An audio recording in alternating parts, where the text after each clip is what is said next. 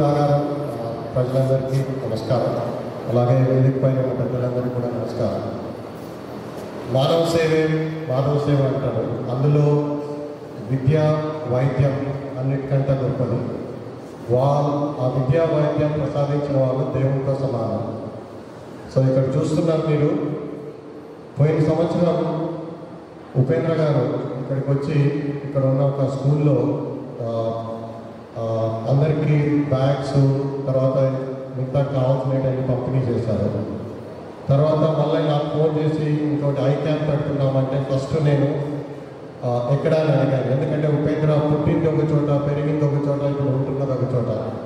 So అయినప్పటికీ ఎక్కడో దూరంగా ఆయన సొంత ఊరు చాలా దూరం ఇక్కడ నుంచి, అయినా కానీ ఇక్కడ మారుమూల ప్రదేశమైన ఈ ఏరియాకు ఆయన ఈ క్యాంపు నిర్వహించాలని డిసైడ్ చేసినప్పుడు చాలా సంతోషం అనిపించింది.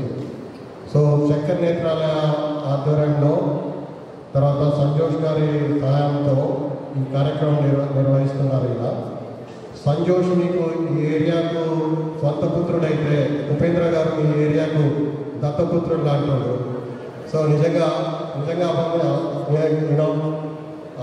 ఆయన కృషి ఇట్లాంటి ప్రోగ్రామ్ చేయాలని, పేదలకు సహాయం చేయాలని చాలా తపన ఉంటుంది ఆయనలో. సో